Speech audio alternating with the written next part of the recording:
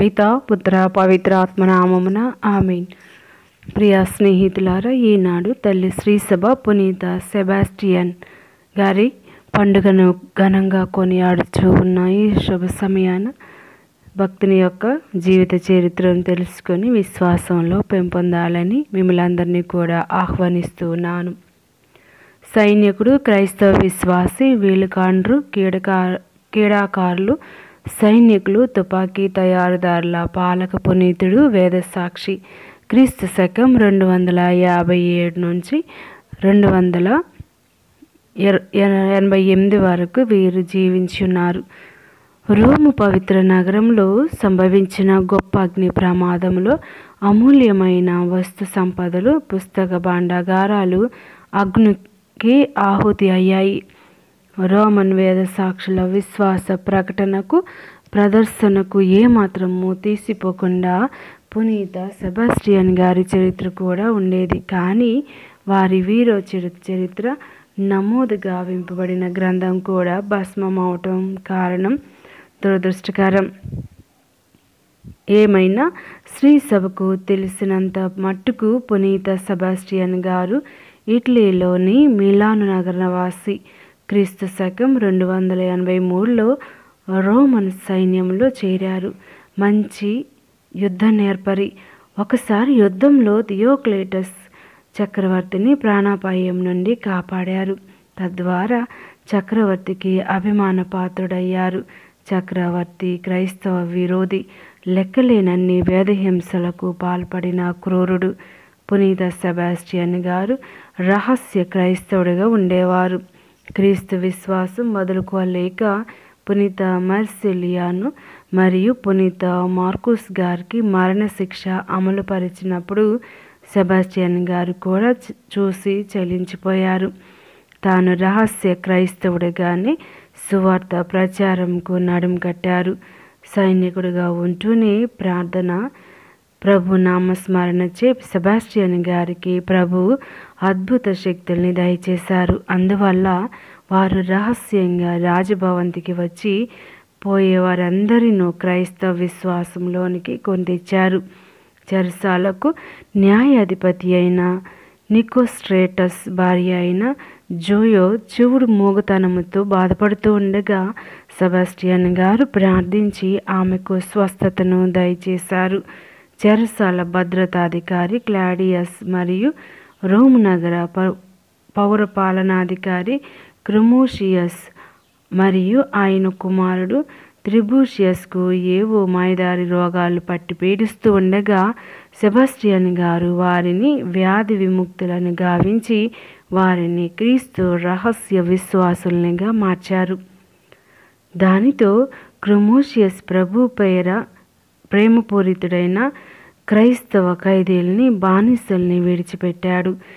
ఈ లోక సంపద అధికారంపై విరక్తి పొంది తమ పౌర పాలనాధికారి ఉన్నత పదవిని తృణప్రాయంగా పరిత్యజించాడు.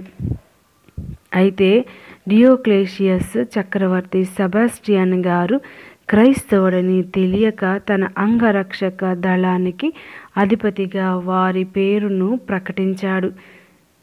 మెక్సిమియాను చక్రవర్తికి వలె తూర్పు ప్రాంతాల్లో క్రైస్తవులు ప్రబలంగా వేదహింసలకు కంకణం కట్టుకున్నాడు. కానీ సెబాస్టియన్ గారు రహస్య క్రైస్తవుడని, తన చుట్టూ ఉన్న అనేక మంది ప్రముఖులనే క్రీస్తు భక్తులుగా మార్చిన నమ్మక ద్రోహి అని ఉగ్రుడయ్యాడు. నిర్బంధింపచేసి మరణశిక్ష విధించాడు. రాజభటుల సెబాస్టియన్ గారిని ఉరిదీయబట్టకు లాక్కొని పోయి పాతిపెట్టబడిన ఒక కొయ్యకు కట్టివేసి వారి శరీరంలో గుచ్చుకుపోయేలా బాణాలని జారవిడిచారు. చనిపోయాడని భావించి వెళ్ళిపోయారు. అయితే పునీత కస్తులస్ గారి భార్య వితంతువుగా పుణ్య జీవితం జీవిస్తూ ఉంది. ఆమె కొన ఊపిరితో ఉన్న సెబాస్టియన్ గారిని పొదవి పట్టుకొని గుచ్చుకున్న బాణాలని తొలగించి ఇంటికి తీసుకువెళ్ళి వైద్యం, ఆహారం ఇస్తూ కాపాడింది.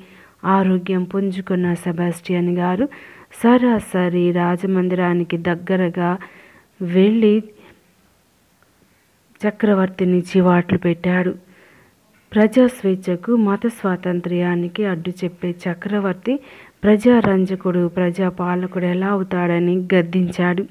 క్రీస్తు వాక్యం రెండంచుల ఖడ్గమని, క్రైస్తవులు ప్రేమ, శాంతి కాముకులని, వారి పట్ల సహృద్భావం వహించాలన్నట్లు బలంగా వాదించాడు.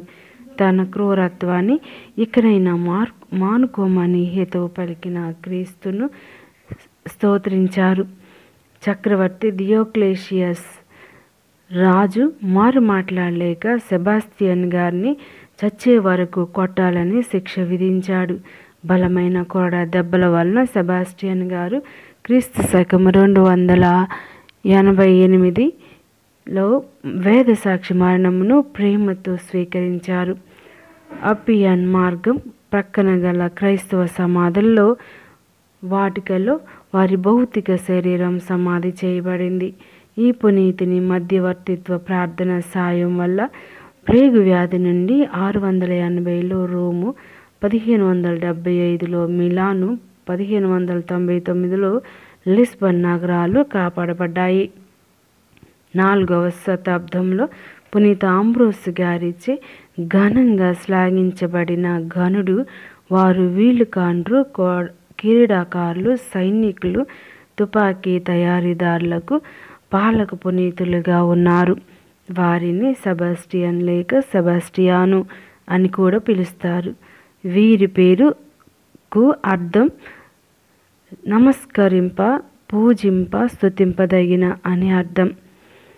క్రీస్తుకు సంబంధించిన ఆత్మల్ని లాక్కుపోవడానికి సైతాను మనిషిలోని నరాన్ని పట్టి పీడిస్తుంది. అసూయ, కుట్ర, పోట్లాట వంటి దుష్ట శ్రమలతో ఆ ఆత్మల్ని తిరిగి యేసు వద్దకు చేర్చలేం సుమా.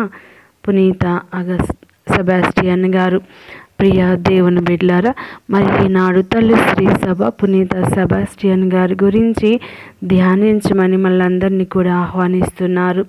వారు పొందినటువంటి వేద మరణంలో మనం కూడా గట్టి విశ్వాసంతో ఆయన జీవిత చరిత్రను ధ్యానిస్తూ విశ్వాసంతో నిలబడాలని ఆయన ఆహ్వానిస్తూ ఉన్నారు. దయగల దేవుడు మనందరికీ దృఢమైన విశ్వాసం దయచేయుదురుగాక. ఆమేన్. పితా, పుత్ర, పవిత్ర ఆత్మ నామమున ఆమేన్.